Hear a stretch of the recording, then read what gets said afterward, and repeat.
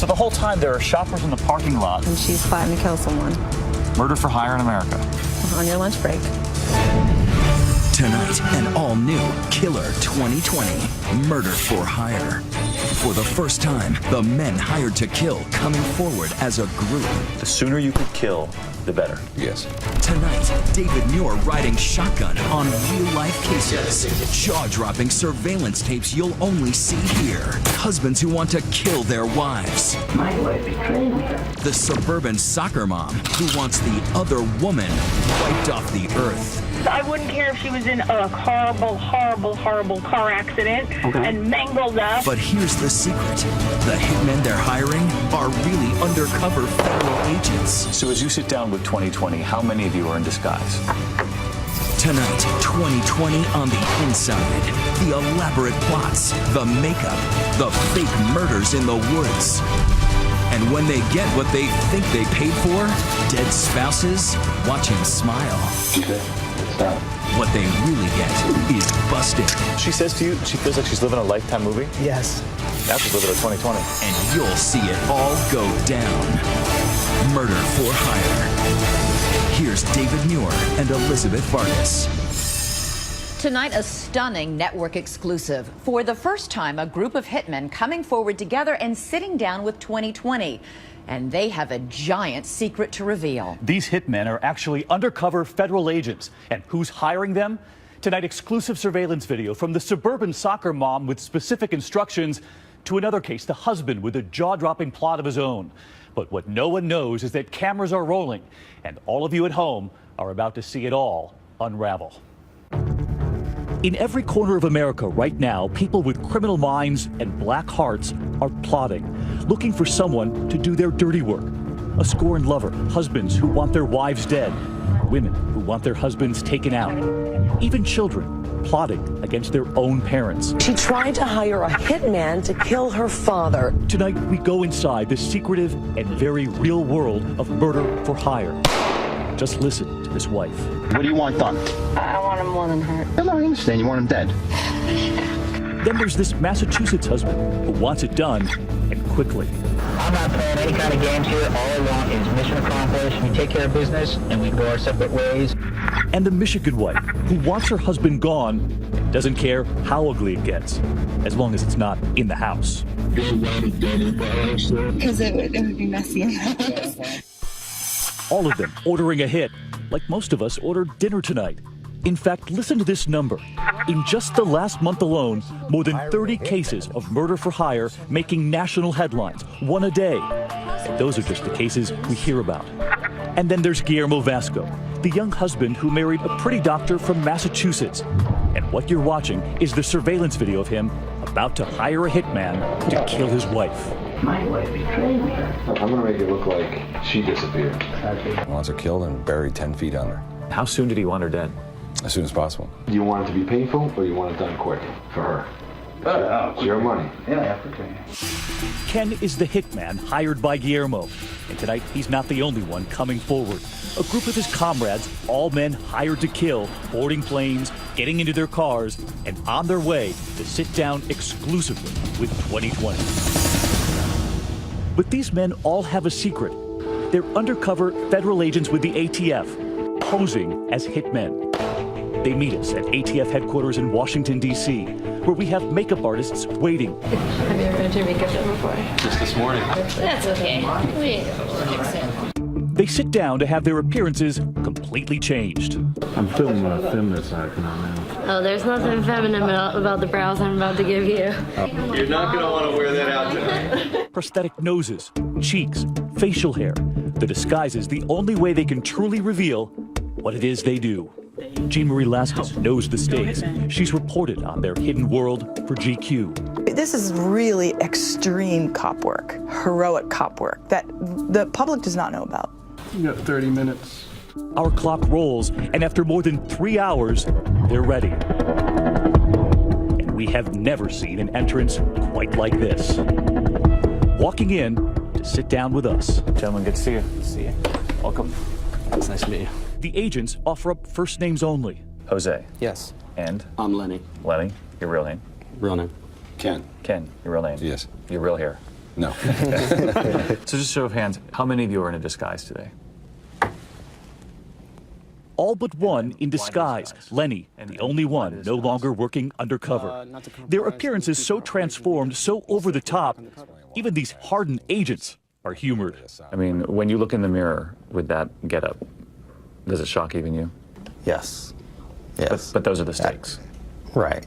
Did any of you send a photograph to your wife? I sent a photograph. You did? Yes. One agent tried to FaceTime with his wife and baby boy right before our interview. He just had this crazy look on his face like he didn't know who I was. Who's my daddy?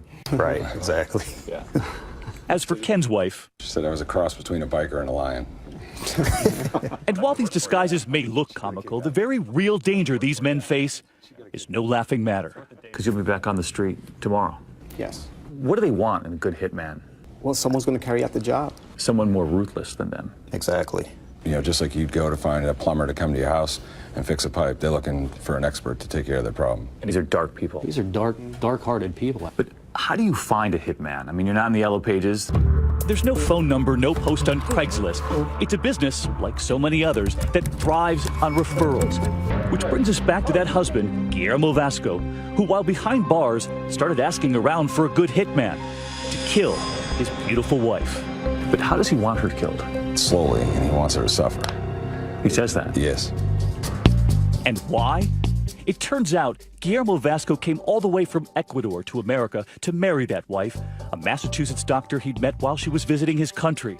They would have a baby together. But authorities say when the wife started to see behavior that worried her and wanted out of the marriage for good, he showed up at the door to win her back.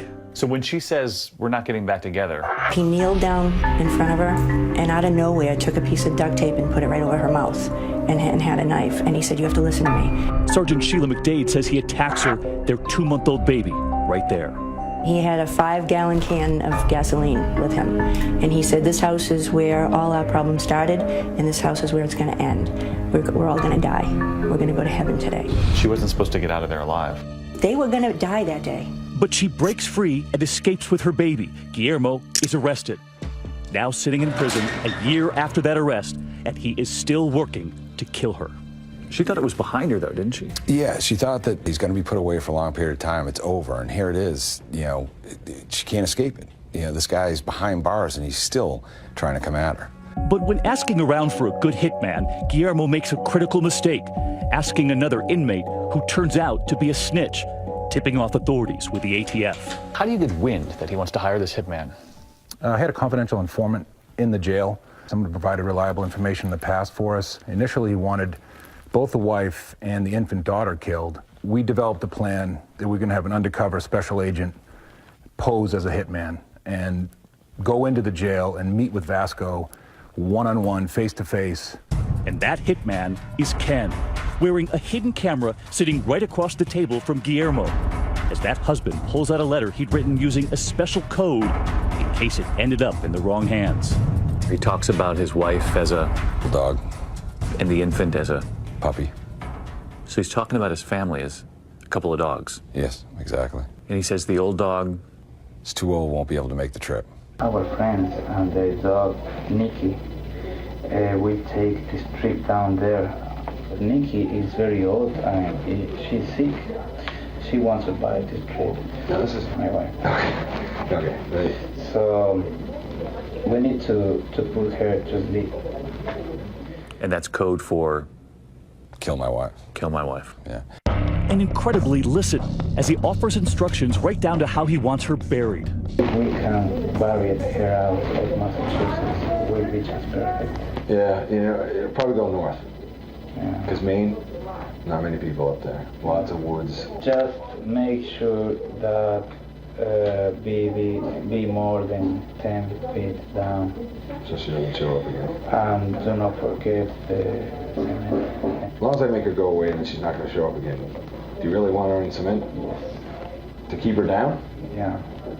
When somebody hires a hitman, they're looking for someone who's going to encourage the job, go along with it. Yes. If they say, you know, I want them, you know, the throat slit and buried over here, you get that conversation, you may throw out another idea, like, well, what do you think about this? You know, I'm a hitman, I have to have ideas. What do you think about putting her in the water, though? In the water, they disappear. You load her into those drums, you know, weight them down, get them down, they get eaten. There's not much left. I think I like that idea, really. Done. She'll be killed in the woods, stuffed into an old drum, and dumped at sea. Watch as the husband goes over pictures of the wife's house, where she's now raising their baby. And then he pulls out his own hand-drawn floor plan to help the hitman. And now, the money. What does he offer you? He offers me a rare coin collection that he said was worth thousands of dollars. And this whole thing's being recorded? Yes. Outside those prison walls, Agent Matt O'Shaughnessy hears the plot, the payment, but it turns out he wants more. So you're about to take this much further? Yes. You won't believe who they're about to enlist for help. You approach his wife. To put her husband away for good. She wanted to nail her husband? She did. What they're about to do with that wife in the middle of the woods. You have got to see this when we come back.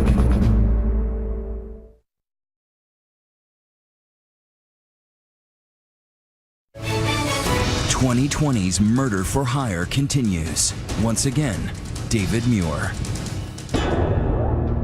Already behind bars for trying to kill his wife, Guillermo Vasco is still trying to finish the job. He's hired a hitman, or so he thinks, to silence her for good. And he knows exactly how he wants it done. He wanted to suffer before she was killed, and he wanted to know the last thing she said before she died. So he didn't want this fast? No. He's going to pay for this murder with his coin collection. He wants her shot, stuffed into a barrel, dumped at sea. But he wants cement. He even brings up the Lacey Peterson case, saying he doesn't want to make the same mistake as that guy, Scott Peterson. I don't even want to happen what happened with this guy. No, I know what you're talking about. He was an idiot. That's not how I do business. And I said, do I look like an amateur? You know, I'm an expert. The body will never be found. But that hired gun, Ken, is actually working undercover for someone else, the ATF, along with Agent Matt O'Shaughnessy on the outside, about to pull the trigger on a plot of his own, even more colorful than Guillermo's. So you approach his wife? We did. And what do you ask her? I told her of the plan that her soon-to-be ex-husband wanted her killed. Was she surprised? Shocked. How long was it before she said, listen, I'm in, I'm going to help you? Within minutes. She wanted to nail her husband? She did. So what do you do? We had hired a movie makeup artist to make her up like she'd been shot. It's something straight out of the movies. So we go to the very same apartment in this quiet Massachusetts suburb where the police have a small field office. None of the neighbors knowing that behind this door, that wife was getting a makeup job she would never forget. Detectives help us reconstruct that day with a stand-in for the wife. So as she's sitting in this chair, the makeup artist is crafting a bullet wound in her forehead? Yes. And what is her demeanor? Very quiet, you know, just kind of going along with everything. She knew what she was doing? She did know what she was doing, yes. She had to do it. She really had no choice. For the safety of herself and her child, she knew that she had to do it.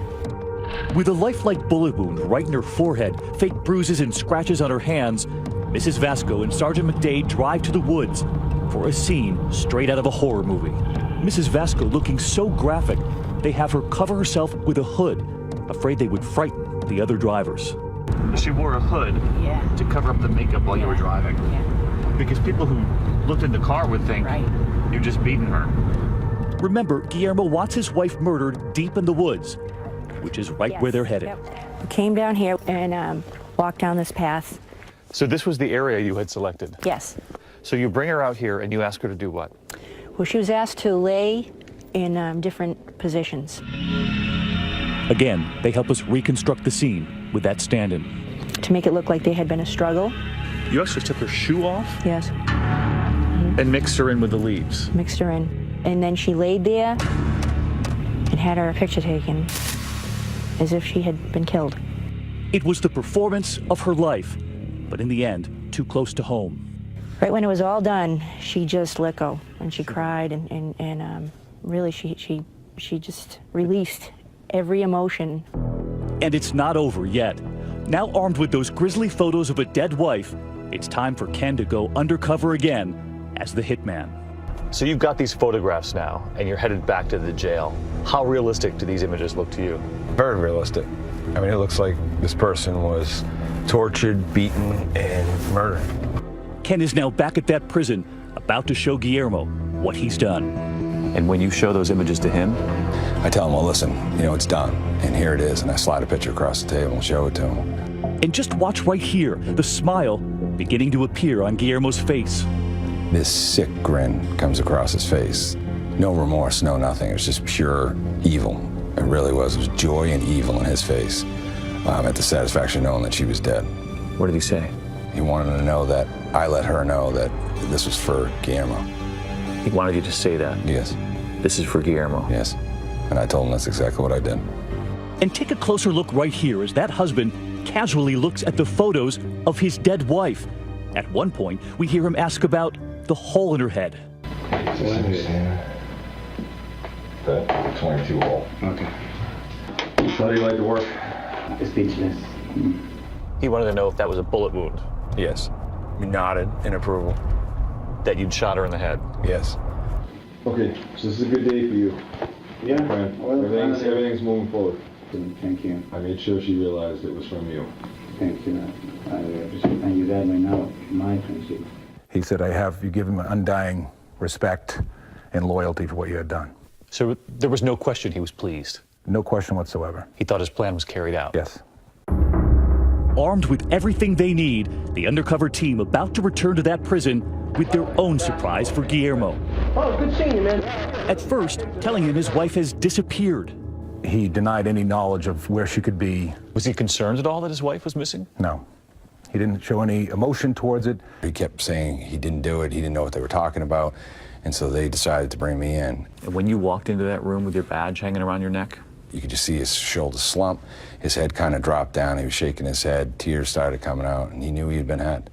Where were the tears for his wife? There were no tears for his wife. Those tears were for him. He realized he was going to jail for a long time. Good work. And as for the wife, who had long ago washed that gruesome makeup off her face, she was finally ridding herself of the husband who had hoped that bullet hole was real.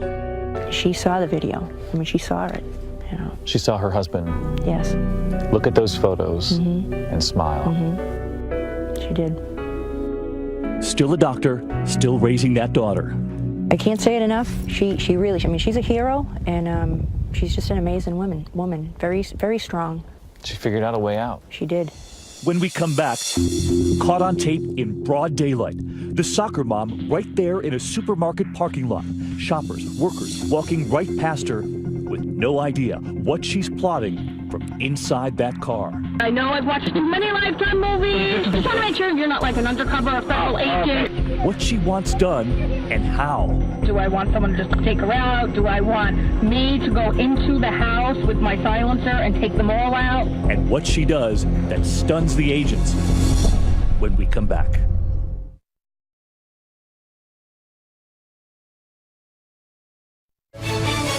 Murder for Hire returns with David Muir. Across the Hudson River from New York City, the part of New Jersey known for neon noir, the version of Jersey made famous by The Sopranos and the mob boss who called the shots.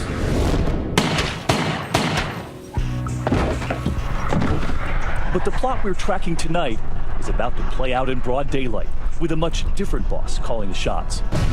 Right there on surveillance, that's Nicole Facenda, a suburban soccer mom and a scorned lover. Sitting in a supermarket parking lot, unsuspecting shoppers pushing their carts right past her. So she's doing a little shopping, and then she comes out to meet with the hitman. Yes. Because that's what most people have on their grocery list. She did. Shopping for flowers, she says, but cops believe she's in the market for murder. How you doing? Hi, how are you? Have a seat. Plotting revenge on the other woman. So what can get done? You could just make her disappear. You could, what can get done? All right, when you say disappear, like you want her out of this state, or you want to, Like, so you're saying you could just go break her legs, or you could go do anything. And who is she trying to hire? You'll remember our hitmen, who are in fact undercover federal agents, who've agreed to sit down with us as a group for the first time ever. But to do it, they spend hours getting disguised. Among them, an agent we're calling Jose, covered in a sort of goo before he gets a brand new appearance. They make a mold, and from there, they build new features for his face. There we go. The same agent who would sit in that car with that scorned lover. I don't want to keep beating around the bush, but as I said, hurt or dead, either or. And it turns out it's not just her first time ordering up a hit. This is his first time as the hitman. And he takes us to where it all began. We rigged the car to avoid showing his face. How did she get to this point that she wanted to kill another woman? She was angered at the fact that he was leaving her, and she wanted her dead because she wanted to get back at him. Nicole's bad breakup, smiling here with that limo driver boyfriend, but that boyfriend with a double life. A few exits down the parkway, he has another girlfriend named Jennifer, a nurse. And it turns out, another family. 2 children with her. She's just a bitch who's been involved. I think she's like 30 years old. She's got 2 kids. You don't want to hear the whole. But she wants the boyfriend to live. She wants him to live because she wants him to grieve. She wants to watch him suffer. Yes. Nicole in the lonesome corner of a love triangle. And nobody puts Nicole in a corner. A little grocery shopping, a little homicide, just the cure for a broken heart. I've played every scenario through my head a million times. Do I want the car to go off the highway? Do I want someone to just come up and take her out? Do I want me to go into the house with my silencer and take them all out? Like, I go to sleep every night thinking. She goes to sleep at night wrestling with how to murder the other woman. But wide awake, just a few cars away in that supermarket parking lot, federal agents listening to her every word. Among them, Agent Angela Mullins. So she has no idea that as she's talking to the hitman, you're right here in the same parking lot listening to the whole thing. No clue. And what are you listening for? To show that she wants to carry this through. So you're listening to make sure that she really wants to kill this guy. Absolutely. For days, every secret meeting, every phone call, every text message intercepted. And all of it given exclusively to 2020. So the whole time there are shoppers in the parking lot and there's a murder being planned. And she's plotting to kill someone. Murder for hire in America. On your lunch break. But nothing in that car is what it seems. The guy in the backseat right there is the man who introduces Nicole to the hitman. So she's thinking of the darkest person in her life, the person who might know a hitman out there. Yes. Ironically, the guy she relies on for help is a relative of her ex-boyfriend. And she asks him what? She asked him if he knew someone that is willing to kill someone for her. He knows right where to find her a hitman, because what she doesn't know is that he's long been an undercover informant for the feds. You just tell him the scenario, and he'll get it done. No case Sarah. What's going through your mind when the person across from you wants someone killed? You just wanted to yell at her, like, what's wrong with you? You have to sit there with your poker face and, okay, this is what you want done, this is what I'm going to do. Suddenly, the first test for that first-time hitman. She thinks he looks more like a cop than a killer. She told me I didn't look like a hitman. So my question to her was, what's a hitman look like? You look like one today. Yeah, today too. Nicole appearing very nervous, leaning far away from Jose. Only her hand in view at this point, and Jose tries to reassure her. Okay, I think you had a problem with somebody, and I'm here to take care of your problem. But what is it you want me to do with your problem? Okay, I don't know, fix my problem, I guess. How do I fix your problem? You tell me what you want me to do, and I can see to it that it gets taken care of. But how is it going to get taken care of? How do you want me to get? That's why I'm here. And watch right here as Jose is about to be interrupted, soon looking down at his phone. She's going to do something to you, so you want to do something to her in return? He's reading a text, and it's actually help from those agents listening from a nearby car, now coaching him. But listen to how he explains it to that suburban soccer mom, saying it's just his friends texting. Ask me to go for beer. And we listen in as Jose goes down his mental checklist, right here offering the standard hitman disclaimer, her out. You got to be serious about, you know what I mean? Because once it's done, there's no turning back. You understand that? And while Nicole may be new to this life of crime, she's a quick study, because as it turns out, she has seen a lot of TV. I'm just trying to make sure you're not like an undercover federal agent and like all of a sudden cars are all over. If I get arrested, I'll lose my job. And just listen to what she says next, fearing she's a star in the making. And I know I've watched one too many Lifetimes. I'm in a horrible... We've watched too many Lifetime movies. This is about TV now? So she says to you, she feels like she's living a Lifetime movie? Yes. Now she's living a 2020. Yeah. Are you worried at that point this thing could go down the tubes because she is so suspicious? She's looking around, looking for cameras, and at first, that is a little bit unsettling. And Nicole is not only suspicious, in that supermarket parking lot, she demands a price check.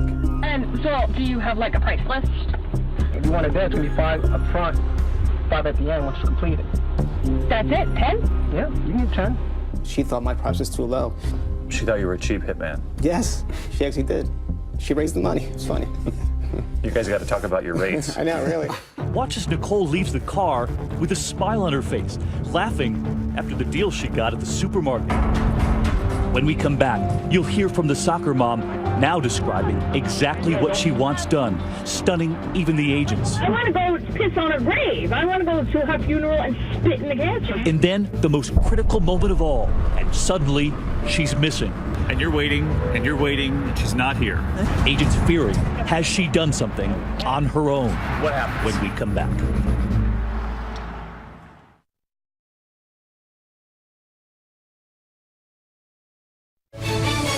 Once again, David Muir and Murder for Hire. A sunny afternoon in broad daylight, and at the top of one shopper's list, the murder of the other woman. 2020 given exclusive access as federal agents listen in just a few cars away, as Nicole Facenda plots the murder of her romantic rival. But so far, she's cautious and careful with her words. You know what I want. I want to be dressed in black. I'm not saying it. I'm not saying it. The hitman, really that undercover federal agent. Now wondering, does the suspect suspect? And I'm sorry that I'm crazy watching too many Lifetime movies. That's all right. But they keep going, and 2 days later, another parking lot, another conversation. See, I would think that either she disappears and she's just never found, like these people are never found. Okay. Like that would be one good thing. I wouldn't care if she was in a horrible, horrible, horrible car accident and mangled up, and you know, I don't care. Like gone. I want to go piss on her grave. I want to go to her funeral and spit in the gas jet. So you want to see her dead? Is that what you're saying? I will be happiest when this woman is dead and buried and 6 feet under. But Nicole is now digging her own grave. And when asked what to do with the ex-boyfriend, it turns out, kill the woman, keep him. She says, get rid of the woman. You know, shoot him in the foot or something. I don't want him hurt, but if he's limping around, if he has a cast on, who cares? She wants to see him suffer. She wants to see him at the other woman's funeral. But perhaps darkest of all, listen to this. When asked what to do if the other woman's children get in the way, I don't give a let me tell you, and don't think I'm a bad person, but if something happened and one of the kids get killed, oh well, I'm sorry, you know what? So if the kids get in the way, take them out. Take them out. Kill them. Yep. She agrees to pay $20,000 for the murder. And look at this. Authorities giving 2020 the photo she texted to make sure they get the right woman. And then she texts the picture of the girlfriend. Yeah, it doesn't get any more serious than that. And you'll remember the husband in the last case. He wanted proof, a picture of his wife shot in the woods. In this case, they offer Nicole the same thing, a photo. She doesn't want any Kodak moments. She wants something else. I can get him to give you a picture of her dead. Finished. I don't want a picture. Let's get busted with the picture. I don't want any pictures. I'm gonna go to the funeral. She doesn't want a picture. She wants to go to the funeral. She wants to go to the funeral. She wants that satisfaction, knowing what she's done and kind of savor it, which is quite sick. Now they need just one more thing to nail her, the cash. They set a meeting place. You're right here at the Olive Garden. People are having dinner, like most people would at the Olive Garden, and you're waiting for her to show up with the cash. Right. And you're waiting, and she's not here. Exactly. And no sign of her. No sign of her. Suddenly stood up by their dinner date. Concerns racing through their heads. Has she changed her mind? Does she now want out of that Lifetime movie? Or worse, has she taken action on her own? They finally get her on the phone. Hey, where are you? And where had she been? Her son's soccer game. So you get her on the phone? Get her on the phone. And where is she? She's over at the Exxon. Over here. They learn she's now just a few hundred feet away. Okay, he's moving. He's gonna go now. The agents scrambled their wires, their cameras out of position. Listen, he's gonna have to walk over to the Exxon station. But the informant, the bag man, gets to the gas station to fill her up. She hands you the envelope. And what's inside? Her down payment, cash. How much cash? She did $2,000. So basically, it's a down payment on murder. It's a down payment on murder. You got her. Yep. 8:36 p.m. Special Agent Longi. This concludes the undercover meet. 2 days later, the informant calls Nicole to tell her that the other woman is dead. Listen to me. Listen to me clearly. Jennifer's dead. No way. Jennifer's dead. But the other woman, of course, is very much alive and now in protective custody, told by Agent Mullen someone wants her killed. Pulled over her vehicle and informed her that there had been a threat against her life. And what did she say? And the first thing, as she was shaking, that came out of her mouth was that, "Is it Nicole?" She knew who it was. She knew who it was. The other woman. The other woman. Agent Mullen takes us to the hotel restaurant where Nicole manages the catering, in charge of the baked goods, having no idea what they've baked up for her. She has no idea that you're about to move in. No clue. They send the confidential informant in first, wearing a tiny camera, and watch right here her reaction. What's up? Outside, she lets loose. Don't show up here. That's not cool. She was actually annoyed that the man who was helping her kill the other woman had now shown up at work. She says she can't believe it, and she doesn't believe he did the job. I don't believe either one of you at this point. I don't believe either one of you. Moments later, she is under arrest. So after you lock her up, you talk to her. Yes. Does she have any remorse? None at all. And the tears in the backseat of the police cruiser? Were they for the girl she tried to have murdered? They were only for herself. And tonight, from a federal prison in West Virginia, where that soccer mom is now serving 10 years after pleading guilty, she is reaching out to 2020 in an email accusing the feds of baiting her. "I was at an emotional low point in my life, and they took advantage of that." She says, "I am not and never have been a violent person. I was a woman destroyed by emotions, and I am paying for it dearly." But that hitman reminding us in that car in that supermarket parking lot, he gave her several outs. I want to make sure that you know what you're getting yourself into when you want this done. And when you look back on that rookie case, she got honestly what she deserved. When we come back, could you ever do this? The job no one would take. The one undercover hitman about to say yes, trading his family and his home for what could be months behind bars. The only thing protecting him, those surveillance cameras. And you won't believe what happens to him when those cameras suddenly go dark. When we come back.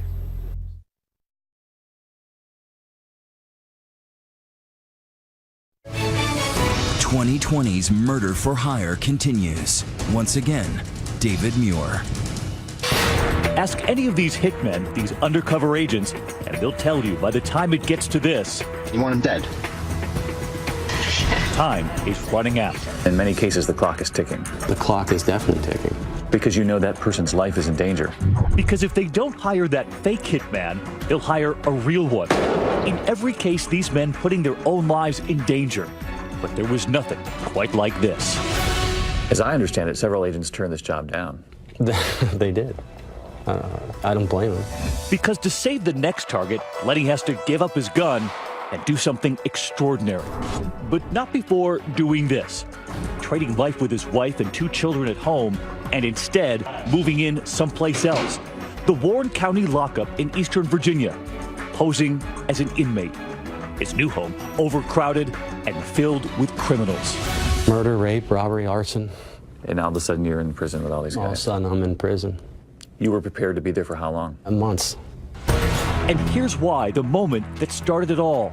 Look in the driver's seat right there, a drug dealer about to be busted. All right, got a white SUV on location. That's him. The person getting in on the other side, a federal informant, Dave Jackson, who was buying drugs and helping the feds nab the bad guy.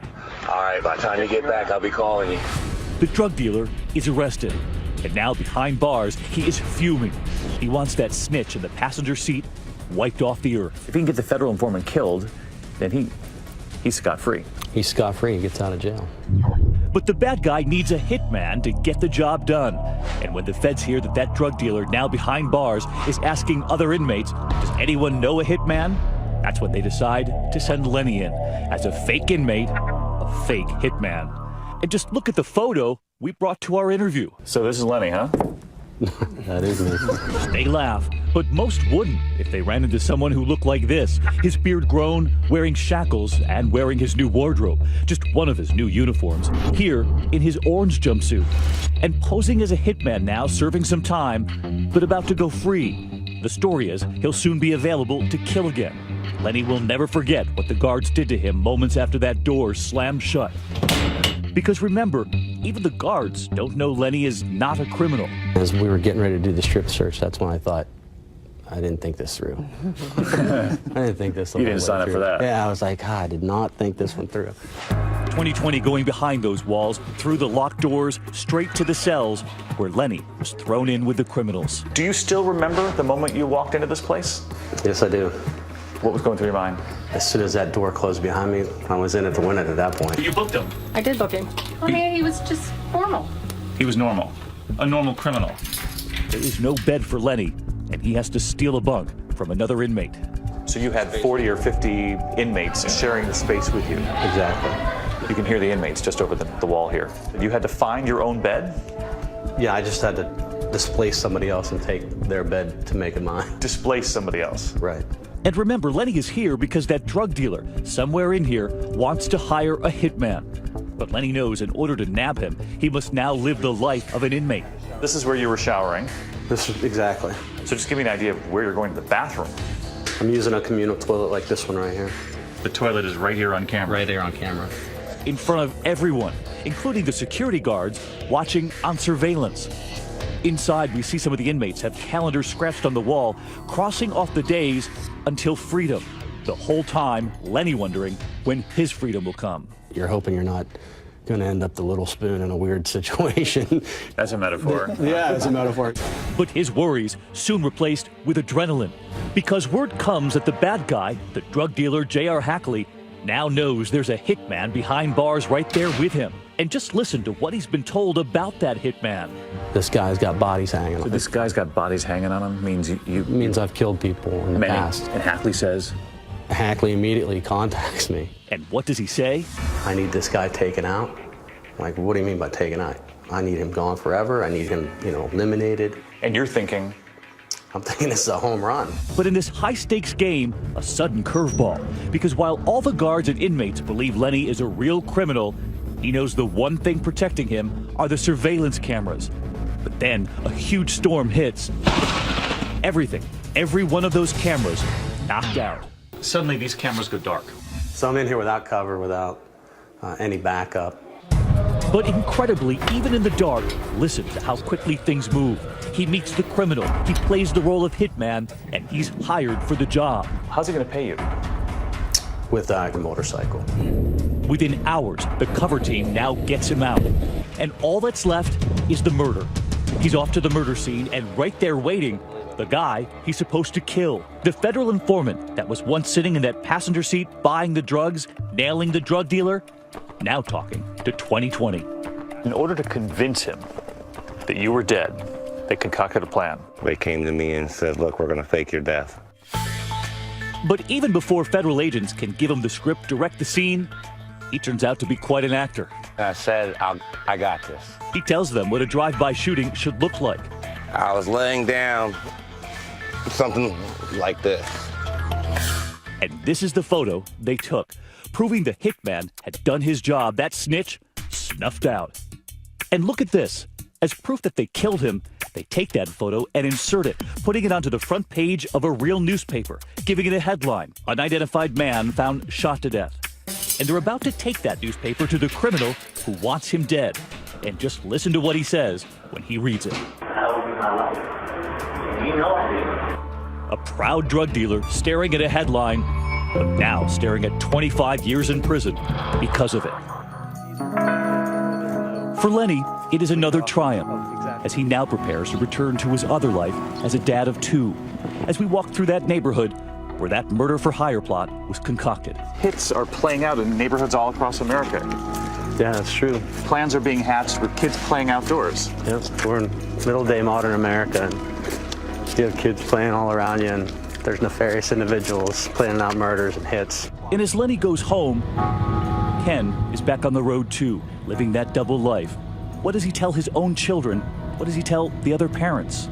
So when you're at a soccer game or a school event and another parent says, what do you do? Every once in a while I get somebody who will ask and you keep things vague. What do your kids know?